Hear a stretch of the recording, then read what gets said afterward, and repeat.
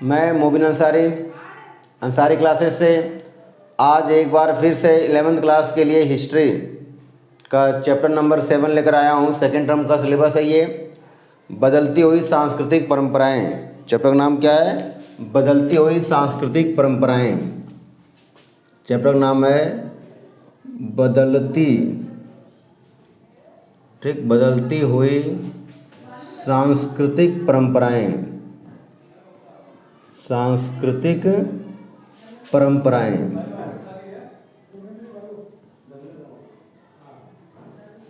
ठीक, बदलती हुई सांस्कृतिक परंपराएं। ठीक है, चैप्टर नंबर 7। अब इसमें जो ये चैप्टर काफ़ी इम्पोर्टेंट है, इसमें कई क्वेश्चन हैं जो पेपर में सीधे आते हैं।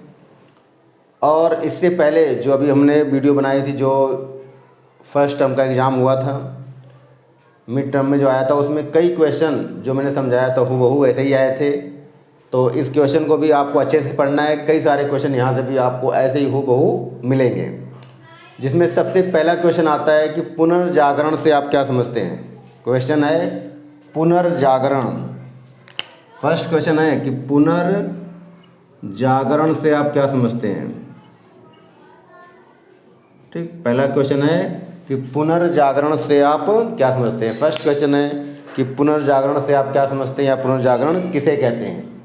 तो बताना है कि पुनर्जागरण, पहले समझा देता हूँ कि पुनर्जागरण फ्रेंच भाषा के शब्द रेनेसा का हिंदी अनुवाद है। पुनर्जागरण फ्रेंच भाषा के शब्द रेनेसा का हिंदी अनुवाद है, जिसका अर्थ है पुनर्जन्म, और उसे हिंदी में पुनर्जागरण कहते हैं। दोबारा सुनना है कि पुनर्जागरण फ्रेंच भाषा के शब्द रेनेसा बताना है। प्रश्न आ सकता है कि पुनर्जागरण किस भाषा के शब्द से बना है। तो फ्रेंच भाषा के शब्द रेनेसा से बना है, जिसका अर्थ है पुनर्जन्म। जिसका अर्थ है पुनर्जन्म। ठीक, जिसका अर्थ क्या है? पुनर्जन्म, और इसी को हिंदी में पुनर्जागरण कहते हैं। ठीक, दोबारा सुनना है। क्वेश्चन हो गया कि पुनर्जागरण से आप क्या समझते हैं। तो बताना है कि पुनर्जागरण फ्रेंच भाषा के शब्द रेनेसा का हिंदी अनुवाद है, जिसका अर्थ है पुनर्जन्म या फिर से जागना या पुनर्जागरण। पुनर्जागरण या फिर से जागने का क्या मतलब। तो यहाँ बताना कि यूरोप में एक ऐसा समय था जिसे अंधकार युग कहा गया था। अंधकार युग में मतलब लोगों को ये ज्ञान नहीं था कि हमें क्या करना है, हमारे अधिकार क्या है, हमारे कर्तव्य क्या हैं। बस लोगों ने ये मान लिया था कि हमारा तो जन्म अत्याचार सहने के लिए हुआ है। तो जब लोगों को ये ज्ञान हुआ कि हमारे भी कुछ अधिकार हैं, हमारे कर्तव्य हैं, हमें क्या करना चाहिए, तो ऐसी स्थिति में जब उनके अंदर ज्ञान उत्पन्न हुआ शिक्षा के माध्यम से, इस स्थिति को ही पुनर्जागरण कहा जाता है। तो पुनर्जागरण वह स्थिति है जिसके द्वारा या जिसके अंतर्गत लोगों को जागरूकता उत्पन्न होती है, या जिसके द्वारा लोगों में जागरूकता उत्पन्न होती है। ठीक है, तो दोबारा सुनना है कि पुनर्जागरण फ्रेंच भाषा के शब्द रेनेसा का हिंदी अनुवाद है, जिसका अर्थ है पुनर्जन्म या पुनर्जागना या पुनर्जागरण। और इसका मतलब मैंने बता दिया कि पहले यूरोप में ज़्यादातर लोग अज्ञानी थे, अर्थात उनको ज्ञान से ज़्यादा कुछ मतलब नहीं था या ज्ञान के बारे में पता नहीं था। लेकिन जब विद्वानों के द्वारा यहाँ के लोगों को जागरूक किया गया, तो इस स्थिति को ही नाम दिया गया पुनर्जागरण। यहीं पर दूसरा प्रश्न आ सकता है कि पुनर्जागरण सबसे पहले कहाँ प्रारंभ हुआ। पुनर्जागरण सबसे पहले कहाँ प्रारंभ हुआ। क्वेश्चन है कि पुनर्जागरण सबसे पहले कहाँ प्रारंभ हुआ। तो कहाँ प्रारंभ हुआ, तो इसका आंसर हो गया इटली। ठीक, तो क्वेश्चन हो गया कि पुनर्जागरण सबसे पहले कहाँ प्रारंभ हुआ, तो इटली में प्रारंभ हुआ। फिर आ सकता है कि पुनर्जागरण कब प्रारंभ हुआ। ठीक, पुनर्जागरण कब प्रारंभ हुआ, तो याद रखना है 14वीं सदी या शताब्दी में। 14वीं शताब्दी में। ठीक, तो एक तरह से 3 क्वेश्चन हो गए। अगर आएगा कि पुनर्जागरण से आप क्या समझते हैं, तो सिंपल बताना है कि पुनर्जागरण एक फ्रेंच भाषा का शब्द रेनेसा का हिंदी अनुवाद है, जिसका अर्थ है पुनर्जन्म या फिर से जागना। और यह सबसे पहले 14वीं सदी में इटली में प्रारंभ हुआ। एक अलग से लॉन्ग क्वेश्चन आता है कि पुनर्जागरण से आप क्या समझते हैं, यह सबसे पहले इटली में ही क्यों प्रारंभ हुआ, तो वो क्वेश्चन हम बाद में पढ़ेंगे। ठीक है, पहले कुछ अन्य क्वेश्चनों को देख लेते हैं। ठीक है, तो इस तरह से पहला क्वेश्चन कंप्लीट हुआ कि पुनर्जागरण क्या है, कहाँ प्रारंभ हुआ और कब प्रारंभ हुआ। दूसरा क्वेश्चन है, एक विद्वान थे जिसका नाम है मार्टिन लूथर। ठीक, मार्टिन लूथर किंग कौन थे। ठीक है, क्वेश्चन लिखना है कि मार्टिन लूथर किंग कौन थे, या मार्टिन लूथर किंग के विषय में उल्लेख कीजिए। ठीक है, क्वेश्चन हो गया। मैं क्वेश्चन पूरा लिख नहीं रहा हूँ, मैं इसलिए बोल दे रहा हूँ, आपको लिखना है कि मार्टिन लूथर किंग कौन थे। उत्तर बताना है कि मार्टिन लूथर जर्मनी के एक महान समाज सुधारक थे। मार्टिन लूथर जर्मनी के एक महान समाज सुधारक थे, जिन्होंने कैथोलिक धर्म या कैथोलिक चर्च के विरुद्ध एक आंदोलन चलाया, जिसे धर्म सुधार आंदोलन कहा जाता है। तो याद रखना कि मार्टिन लूथर किंग कौन थे। तो याद रखना कि जर्मनी के एक महान समाज सुधारक थे, एक महान समाज सुधारक थे। ठीक, समाज सुधारक थे। ठीक, दूसरा बताना पॉइंट कि इन्होंने कैथोलिक चर्च या धर्म के विरुद्ध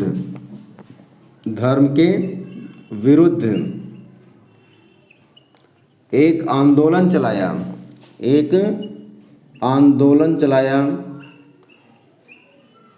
ठीक, जिसे क्या कहा गया, धर्म सुधार आंदोलन, जिसे धर्म सुधार आंदोलन कहा जाता है जिसे धर्म सुधार आंदोलन, ठीक, कहा जाता है। तो प्रश्न आ सकता है कि धर्म सुधार आंदोलन किसने चलाया था।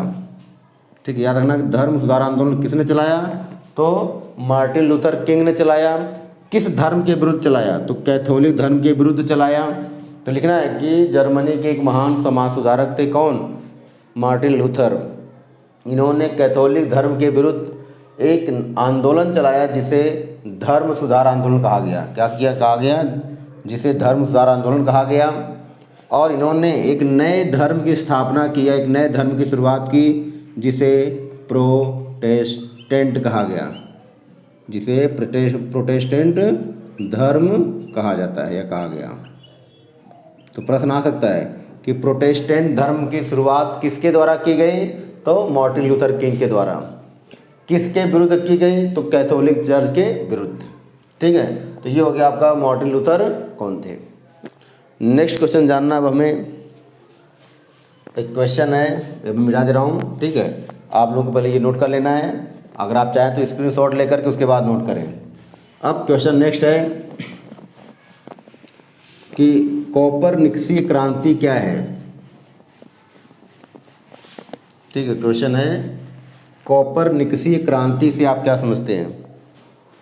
ठीक, क्वेश्चन है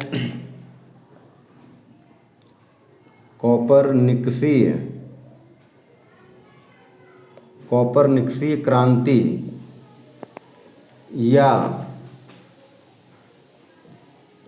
सूर्य केंद्रित सौरमंडलीय सिद्धांत।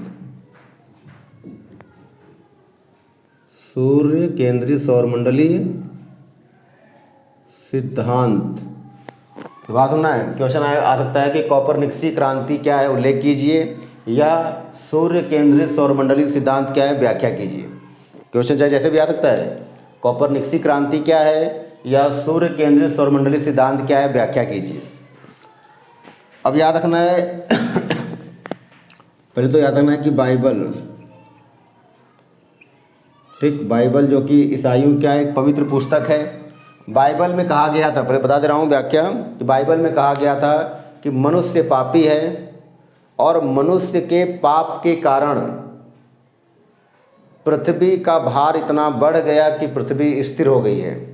बाइबल में कहा गया है कि मनुष्य पापी है और मनुष्य के पाप के कारण पृथ्वी भारी होकर के स्थिर हो गई है, इसलिए पृथ्वी स्थिर है। सूर्य के साथ साथ अन्य जितने भी ग्रह हैं वो पृथ्वी की परिक्रमा करते हैं।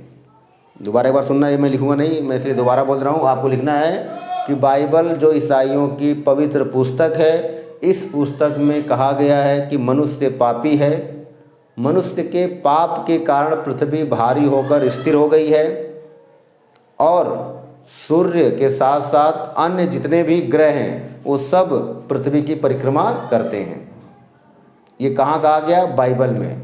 अब इसी के विरुद्ध याद रखना है कि 1543 ईस्वी में 1543 में एक वैज्ञानिक हुए जिसका नाम था कॉपरनिकस। ठीक, कॉपरनिकस नामक एक वैज्ञानिक ने यह सिद्ध किया कि सूर्य स्थिर है। सूर्य क्या है? स्थिर है और पृथ्वी सहित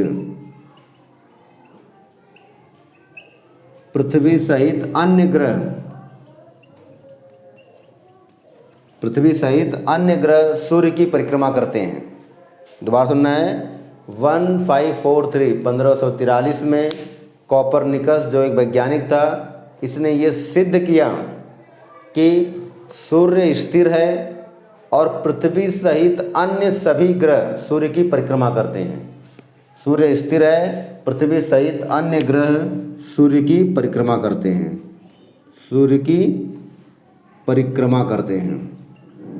ठीक, सूर्य की परिक्रमा करते हैं। इसी सिद्धांत को सूर्य केंद्रित सौरमंडलीय सिद्धांत या कॉपरनिकसीय क्रांति कहा जाता है। ठीक, दोबारा सुनना है कि 1543 ईस्वी में कॉपरनिकस जो एक वैज्ञानिक था, इसने एक सिद्धांत दिया जिसमें कहा कि सूर्य स्थिर है, अर्थात सूर्य केंद्र में है, पृथ्वी सहित अन्य सभी ग्रह सूर्य की परिक्रमा करते हैं। इस सिद्धांत को ही सूर्य केंद्रित सौरमंडलीय सिद्धांत या कॉपरनिकसीय क्रांति कहा जाता है। ठीक, लेकिन ये बात ईसाइयों को सही नहीं लगी और उसने कॉपरनिकस को फांसी दे दी। फिर बाद में गैलीलियो, याद रखना, नेक्स्ट पॉइंट लिखना है। ठीक, गैलीलियो एक विद्वान थे जिसने दूरबीन का आविष्कार किया था। इनकी पुस्तक है द मोशन, इंग्लिश में लिख दे रहा हूँ, द मोशन। इन्होंने अपने इस ग्रंथ में, तो पूछ सकता है कि द मोशन किसकी ग्रंथ है, तो गैलीलियो की। गैलीलियो ने क्या किया था? दूरबीन का आविष्कार। तो गैलीलियो ने भी अपनी पुस्तक में बताया कि सूर्य स्थिर है और पृथ्वी सहित अन्य ग्रह उसकी परिक्रमा करते हैं। ठीक, तो प्रश्न आ सकता है कॉपरनिकसीय क्रांति का सिद्धांत कब दिया गया? 1543। किसके द्वारा? कॉपरनिकस। इसके अंतर्गत क्या है? तो सूर्य स्थिर है, पृथ्वी सहित सारे ग्रह क्या है? परिक्रमा करते हैं। बाइबल के अनुसार क्या है? पृथ्वी स्थिर है और अन्य ग्रह पृथ्वी की परिक्रमा करते हैं। ठीक है, तो इस तरह होगा क्वेश्चन कि कॉपरनिकसीय क्रांति या सूर्य केंद्रीय सौरमंडलीय सिद्धांत क्या है। अब नेक्स्ट क्वेश्चन पढ़ेंगे कि मानवतावाद। क्वेश्चन है कि मानवतावाद कब और कहाँ प्रारंभ हुआ? मानवतावाद कब और कहाँ प्रारंभ हुआ? क्वेश्चन है मानवतावाद। ठीक, मानवतावाद। दो क्वेश्चन आएगा कि मानवतावाद कब प्रारंभ हुआ, कहाँ प्रारंभ हुआ और इसका जनक कौन था। तो मानवतावाद कहाँ प्रारंभ हुआ? तो मानवतावाद प्रारंभ हुआ कहाँ? इटली में। ठीक, मानवतावाद सबसे पहले कहाँ प्रारंभ हुआ? इटली में। मानवतावाद का जनक किसे कहा जाता है? मानवतावाद का जनक कहा जाता है पेट्रार्क को। किसको? पेट्रार्क। तो ये 2 क्वेश्चन पूछा गया है कि मानवतावाद का प्रारंभ सर्वप्रथम कहाँ हुआ? तो इटली में हुआ।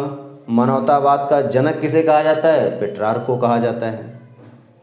ठीक, फिर नेक्स्ट क्वेश्चन आता है कि यूरोप में, क्वेश्चन है कि यूरोप में सर्वप्रथम विश्वविद्यालय कहाँ स्थापित हुआ? विश्वविद्यालय कहाँ स्थापित हुआ? बताना है कि यूरोप में सर्वप्रथम विश्वविद्यालय कहाँ स्थापित हुआ। ठीक है, क्वेश्चन है कहाँ स्थापित हुआ। ठीक, नाम भी पूछ सकता है। तो बताना है कि यूरोप में सर्वप्रथम विश्वविद्यालय इटली शहर में स्थापित हुआ। ठीक, तो बताना है कि यूरोप में सर्वप्रथम विश्वविद्यालय कहाँ स्थापित हुआ? इटली में। और इटली में 2 प्रमुख शहरों में स्थापित हुआ। एक का नाम था पादुआ विश्वविद्यालय और दूसरे का नाम था बोलोनिया विश्वविद्यालय। और ये शहर है, उसी शहर में ये विश्वविद्यालय स्थापित हुआ। तो प्रश्न है कि यूरोप में सबसे पहले विश्वविद्यालय कहाँ स्थापित हुआ? तो आंसर लिखना है कि यूरोप में सबसे पहले विश्वविद्यालय इटली में स्थापित हुआ। फिर आएगा कि विश्वविद्यालय किन शहरों में स्थापित हुआ? तो पादुआ और बोलोनिया। ठीक, इस तरह से आज हमने कुछ महत्वपूर्ण क्वेश्चन पढ़े। बाकी क्वेश्चन नेक्स्ट पार्ट में पढ़ेंगे। यदि ये वीडियो आपको पसंद हो तो लाइक करें, शेयर करें, सब्सक्राइब करें, ज़्यादा से ज़्यादा दोस्तों में बांटें ताकि मेरा मनोबल बढ़े और मैं और मेहनत करके और वीडियो बना सकूं। Thank you.